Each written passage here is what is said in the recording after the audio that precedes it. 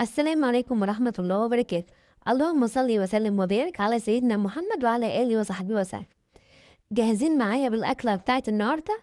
هعمل لكم أكلة تخطف قلبكم. محشي كرنب مع فرختين في حلة واحدة، كله مستوي مع بعض وطعمه يجنن. والسر بقى هقولك عليه في الفيديو. النهاردة هوريكم طريقة محشي كرنب لذيذ ومعاه فرختين مستويين على الآخر ودايبين دوب من كتر السوا في حلة واحدة بدون سلق ولا شوي. هتوفري وقت ومجهود وطعم كمان. شوفوا هنسمي الله ونبدأ مع بعضينا الفيديو بتاع النهارده. بس يا ريت نتابع الفيديو للآخر وما تنسوش تعملوا لي إعجاب ومشاركة لكل أصحابكم وحبايبكم، واللي ما عملش اشتراك يعمل لي اشتراك. نسمي الله ونبدأ مع بعضين. بسم الله. أنا جايبة كرنبتين حلوين كده، بصوا دي واحدة منهم. نضفتها من الورق الأخضر اللي بره وقطعت الراس بتاعتها، فرغتها كده من الكرنبة وعلقت على مية وهبدأ أسلقها. نزلت بيها كده قلبتها على ناحية الضلوع بتاعتها عشان الضلوع بتبقى جامدة شوية.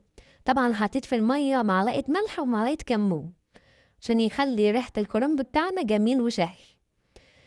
قلبت الكرنبة بقى وهبدأ أطلع ورقة ورقة كده بالراحة. انتوا عارفين ان احنا بنحبش نسلق الكرنب بتاعنا او بنسلقه سلقة متوسطة عشان يبقى حلو في الأكل وما يبقاش مهري ووحش.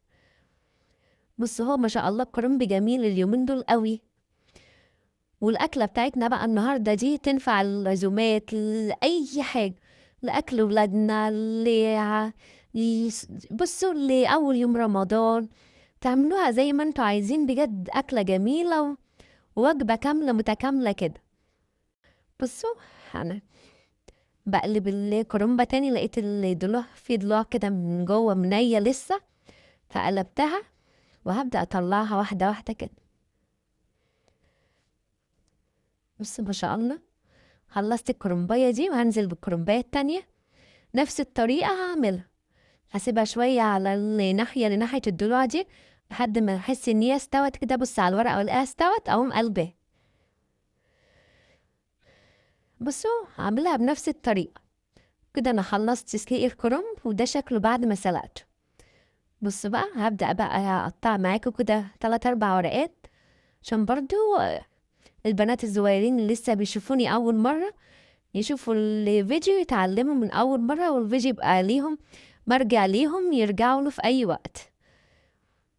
بص بقى أنا شلت الضلع بتاع الورقة قطعته وبقطع الورقة بتاعتنا على 4 قطع، وكل قطعة بقى على قد 4 صوابع ايدي اقيسهم كده واقوم قطع بحيث تبقى الورقة متوسطة، لا هي كبيرة ولا هي صغيرة. أسهل حاجة تقشير الكرنب ده والله ما بياخد وقت خالص. بصوا نفس الطريقة كده أقطع كده وأحطه كله على بعضه كده. كده بيبقى سهل بالنسبة لي بقى لما باجي أحشي. أنا ممكن أقطع الضلوع بس كده وأسيبه كده واجي ساعة وأنا بلفه أقوم قطعه، بس هياخد مني وقت جامد ويطول عليا وأنا بحشي حلة المحشي. لكن كده بقى بيبقى سهل جامد. نعم كمان ورقتين برضو. بصوا دي الورقة دي صغيرة فتقطعتها 3 بس. الورقة اللي بتبقى كبيرة زي كده بقطعها 4. الورقة الصغيرة قطعها 3، وكل بقى واحدة قطعها على حسب طول الورقة. بصوا ما شاء الله الحجم بتاع الورقة جميل. أنا خلصت الكمية كلها. بصوا ما شاء الله كرنبتين عملوا لي ورق جميل ما شاء الله. بجد عملوا لي كمية حلوة قوي. هياخدوا ما شاء الله 1.5 كيلو رز أو 2 كيلو رز على الأقل. بس الورق كله جميل ازاي.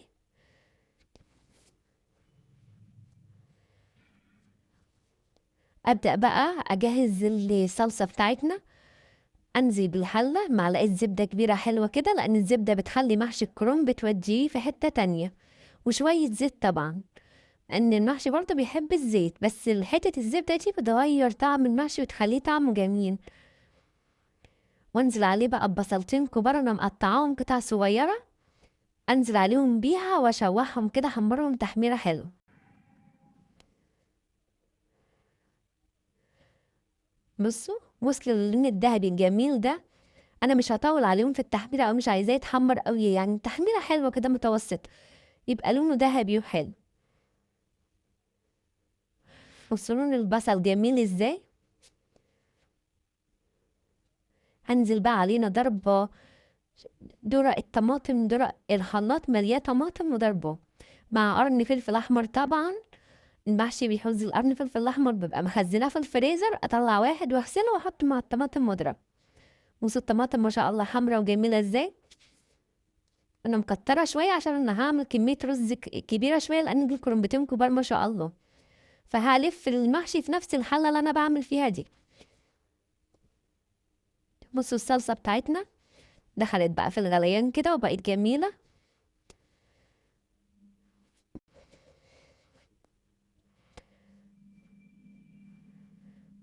بصوا جميله ازاي، واللون بتاعها جميل بجد. ابدا انزل بالتوابل بتاعتي. طبعا معلقه المحشي بيحب التوابل، هنزل بمعلقه كمون كبيره، ومعلقه فلفل اسمر كبيره، ومعلقه كزبره كبيره، ومعلقه السبع بهارات كبيره. يبقى بهارات 7 بهارات، فلفل، كمون، كزبره ناشفه، ومعلقتين ملح. واقلب بقى كويس كده واسيبهم يتسبكوا تسبيكه حلوه لحد ما اتاكد ان الطماطم اتسبكت. طبعا احنا عارفين بنتاكد ازاي، بنلاقي الزيت بتاعنا والسمنه طلع على الوش، ده بياكد لنا ان الصلصه بتاعتنا استوت. انا هسيبها تتسبك وهبدا بقى انا منضفه الخضره وغسلاها، هقطعها معاكم قطع صغيره كده. دي ايه؟ خضره ايه؟ ربطه كزبره، ربطه شبت، ربطه بقدونس، 3 انواع الخضره، 3 ربط مشكلين. ان المحشي بيحب الخضره كتير والتشكيله كلها، يعني ما اقولش لا نوع واحد، لا احط التشكيله كلها، بتخلي ريحه المحشي جميله وطعمه جميل. كزبره، شبت، بقدونس. انا قطعتها بقى كلها قطع صغيره خالص كده، وهركنها جنبي. وهجيب بقى الرز بتاعنا واغسله. اهم حاجه بقى في المحشي نغسل الرز بتاعنا كويس، نشيل النشا ده منه خالص، ونخلي الميه بتاعته رايقه وجميله. نيجي واحنا بنساوي المحشي ونيجي ناكل نلاقي الرز مفلفل، لان النشا اللي فيه ده بيخليه معجن ومش حلو، لازم يتغسل جامد. تنينا ندعك فيه كتير كده لحد ما الميه بتاعته تبقى رايقه خالص ونضيفه وبيضه وجميله. بص بقى، الصلصه بتاعتنا كانت اتسبكت خالص وطفيت عليها.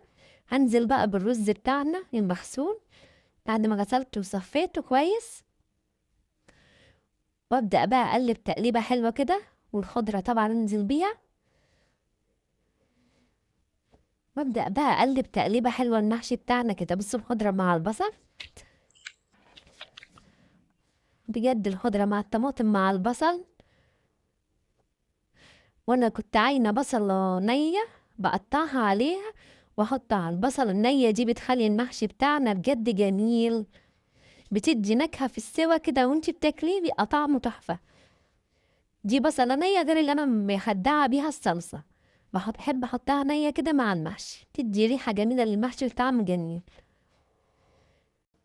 تخلي المحشي يروح في حته تانية بجد.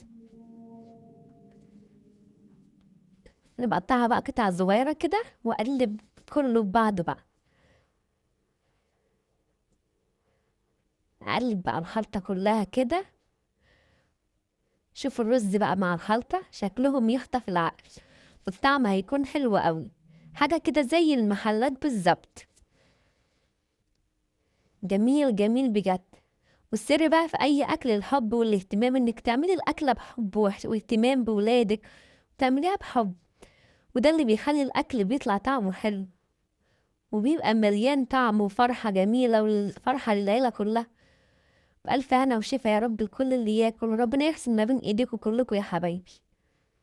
بصوا اللون الخلطة جميل ازاي، بجد جميلة وحمرا وجميل. نرجع بقى للفراخ بتاعتنا، نركن الخلطة كده على جنب، احنا جهزناها ونشوف بقى الفراخ بتاعتنا. انا جايبة فرختين كبار حلوين، الفرخة 2 كيلو ونص، يعني واحدة 2 كيلو ونص وواحدة 2 كيلو 200. هبدأ بقى اعمل لهم خلطة حلوة كده تبلهم بيها. دي بصلتين كبار مقطعهم وحط عليهم كمون، كزبرة، فلفل، 7 بهارات، التوابل العادية اللي عندي في البيت، ومعلقة ملح. بمعلقة ملح ومعلقة كمون ومعلقة كزبرة ناشفة ومعلقة فلفل اسود ومعلقة 7 بهارات. 7 بهارات ده بحب أدخله في الأكلات اللي زي دي، بيدي طعم وريحة جميلة. أمسك بقى فرخة فرخة كده وأقعد أدخل الخلطة دي اللي أنا عملتها، أحشي بيها الفرخة من فوق من عند الرقبة كده، أحط تحت الجلد بتاع الفرخة كله الخلطة الجميلة بتاعتنا دي اللي هتخلي الفرخة بتاعتنا مستوية من جوه، وريحة اللحم بتاعها طيب وجميل، بيبقى ريحته بجد لذيذ وجميل وريحته شهية، ولا يبقى فيه ريحة زفارة ولا كده، بتحسي تحبي تاكلي من الفرخة. بص بقى بين الورك والجلد احشيها، واحشي برضو من جوه الفرخة برضو حشوة دي تديها نكهة حلوة من جوه قوي. ونفس الكلام في الفرخة التانية، امسكها برضو من عند الرقبة كده. انا طبعا منضفاها كويس ومخلية الجلد بعيد عن اللحم خالص، خالية الجلد عن اللحم، بحيث اما احشي الخلطة دي تنزل جوه الفرخة نفسها من تحت الجلد.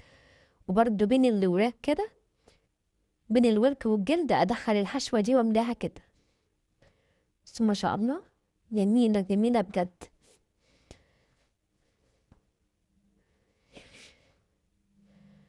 وبقيت الخلطة دي بقى اتبل بيها الفرخة من بره كده. ومش هكتفي بكده بقى، انا مش هحطهم في حلة المحشي بالطريقة دي، لا طبعا. انا هعمل ايه؟ انا هجيب طاسة واحطها على النار زي ما انتوا شايفين، وهنزل عليهم بشوية زيت حلوين كده. ليه بقى؟ علشان احمر فيهم الفرخة دي واديها تحميرة كده، عشان انا ولا هحمرها ولا هسلقها ولا هعمل فيها حاجة، فتبقى جوه حلة المحشي لونها حلو، لونها دهبي وحلو، اما تيجي تاكليها تلاقيها لونها محمر وحلو. وبعدين عشان كمان ريحتها هتبقى جميلة طيبة في المحشي، ريحتها تبقى حلوة. لكن لو اتحطت نية بالشكل ده مش هتبقى وحشة، هتبقى حلوة بس كده بتبقى أطعم برضو. بص بقى اقلبها كده على الجنبين. هي الطاسة ما شاء الله انا حطيت فيها الفرختين، وبحاول ان انا احتفظ بالخلطة جوه الفرخة ما تقعش مني. حمرهم كده تحميرة حلوة كده، بصوا لحد ما اوصلهم للون الحلو ده. كل ما تحمري فيهم اكتر كل ما يبقى نتيجتهم احلى، لان كده كده هيبقوا في الحلة اما يستووا اللون بتاعهم هيهدى خالص. فمش عشان مش عايزينهم ما يبقوش شكل المسلوقين، لا يبقى فيهم تحميرة حلوة ويحلوا المحشي ويطعموه اكتر كمان. بصوا ما شاء الله اللون بتاعهم جميل كده ازاي، جميل من كل الاتجاهات. بصوا محمراها من 4 اتجاهات الفرخة جميلة ازاي. بصوا اللي متحمر عليها ده البصل اللي بيقع منها بيتحمر بسرعة، فماسك فيه بيدي طعم جميل لما بيستوي. ابدا بقى اسمي الله وابدا الف الحله بتاعتنا الجميل. انا كنت راكنه ورقه خضرا كده، حطها في ارضيه الحله بتاعتي. مش هحط الورقه بس طبعا، لا، انا هجهز بصلايه كبيره وطماطمتين وقرنين فلفل، واحط عليهم شويه توابل من عندي بقى، مع شويه فلفل اسمر على شويه كمون على شويه كزبره. اي توابل موجوده عندك حطيها، بتدي نكهه حلوه للخلطه دي. وافرش بيهم ارضيه الحله. الخلطه دي بقى بتخلي المحشي جميل وريحته جميله، بجد بيودي المحشي في حته تانية خالص. وهو طول ما هو بيستوي بيبقى ريحته طالعه جميله. بص بقى الصباع بتاعنا جميل ازاي، نلف كده نحط شويه رز حلوين كده في الصباع ونلف، ونحاول نبرم الصباع بايدينا برمه حلو حلو عشان ما يفكش مننا. بصوا الصوابع شكلها جميل ولذيذة ازاي. انا هعمل بس صف واحد كده في الاول، واقوم حاطه الفرخة عليه. انا نقيت ورقتين من الخضر اللي عندي كانت سلقاهم كده. في عندي ولادي ساعات بيحبوا الورق الاخضر ده، انا عن نفسي بحبه. بصوا عاملة بقى الصف الاخير ده ارصه للاخر واكمله. بصوا الخضار مع الصوابع المحشي مدي شكل جميل. انا عن نفسي بحب الخلطة اللي تحت دي باكلها مع صوابع المحشي، تبقى طعمها جميلة وشاربة من المحشي كله. بص انا لفيت بقى اول صف كده، واحط الفرختين بتوعي بسم الله ما شاء الله، حطهم كده بالشكل ده، وارص بقى عليهم وحواليهم المحشي. واحط برضو جوه الفرختين صوابع محشي بتستوي، بتبقى طعمها تحفة، بتبقى شاربة من الفراخ كده وجميلة بجد. هحط شوية عشان الولاد عندي بيحبوا المحشي جوه الفرخة أوي. هرص بقى اكمل صوابع المحشي كده، الف بقيه الحله بتاعتنا الجميله واظبط، وانا برص اظبط الرصه بتاعتي عشان طول ما هي بتستوي الصوابع دي ما تفكش، ابقى رصها رصه مظبوطه كده وكويس. تانيني بقى ارص حواليها لحد ما اطلع للنهايه. بص بقى انا كملت الحله كلها بالورق اللي عندي كله، بسم الله ما شاء الله. الحله دي يا حبايبي خدت ما شاء الله الكرنبتين، وخدت معاهم 2 كيلو رز. بصوا دي اكبر حله تنفع للعزومات والحاجات دي، بتبقى جميله تملى العين بجد وتاكل ليله حالها، تاكل عيله كبيره. بصوا بقى انا حطيت الفرختين في النص، بصوا شكل الفراخ عامله ازاي، وحطيت صوابع المحشي جوه الفرخه، والفرخه مرصوصه رصه جميله، والمحشي مرصوص حواليها رصه جميله ازاي. بجد الحله شكلها كده لوحه فنيه. ولسه لما تستوي بقى الطعم هيجنن اكتر. بصوا شكلها الفراخ وهي متحمره مديه اللون الجميل ازاي، وانا اديتهم بعد ما اتحمروا كمان رشه فلفل اسمر كده جميله. بصوا المحشي بسم الله ما شاء الله شكله جميل ازاي. جربوها بالطريقه دي وصدقوني صدقوني هتدعولي بعد ما تجربوها، هتدعولي بجد، وتقولوا لي رايكم في الكومنتات بعد ما عملتوها الطعم عامل ايه. والفرخه بقى بتبقى جميله بعد ما بتستوي، والمحشي بيبقى شارد من الفرخه جميل جميل بجد. بصوا حله شكلها جميله. انا هنا بقى كان عندي شوربه لحمه، بصوا غليتها وهبدأ أزيد بيها. أنا بحب أسوي المحشي بشوربة اللحم. شوربة اللحمة بقى مع الفراخ كده هتدي طعم رهيب للمحشي. بصوا أزيد بقى بالراحة كده. أنا كنت هعمل بالحلة لقيت الصوابع هتتحرك، فقلت لا أعمل بالكبشة بتاعتي. بس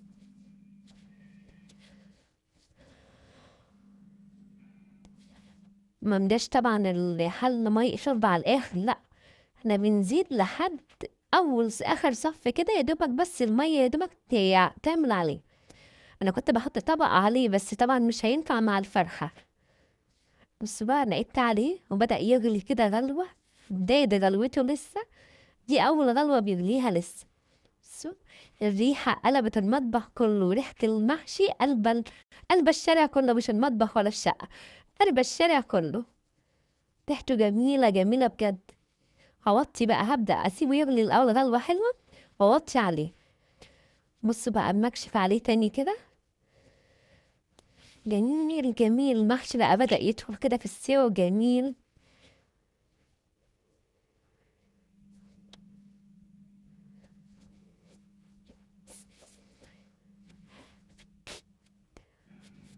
بصوا الصوابع، انا عايزه اوريكم الصوابع شكلها عامل ازاي. بصوا الصباع ماسك نفسه جميل ازاي، هو دخل في السوا شويه، لسه هسيبه طبعا شويه. انا هغطي عليه واسيبه، هغطي عليه واسيبه.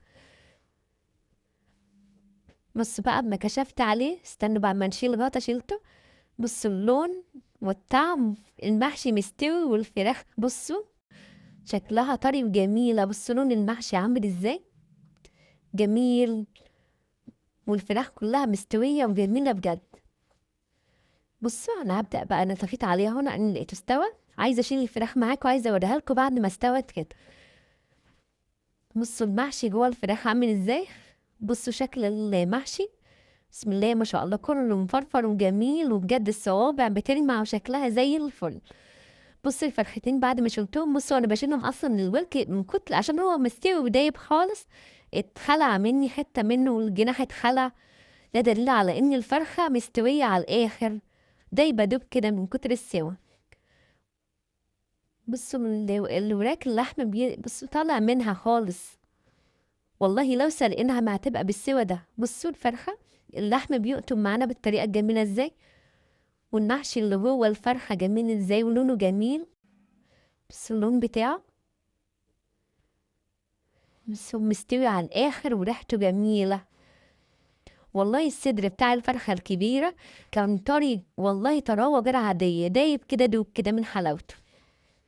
والبصل اللي تحت الجلد ده كلنا محدش ساب منه حاجة، بيبقى أطعم من الفرخة نفسها، أنه شارب من المحشي وشارب من الفرخة. بص طعمه جميل وعرفنا كده معاكم بألف هنا وشفا. يا ريت تجربوا الأكلة دي، والله هتعجبكم أوي أوي أوي.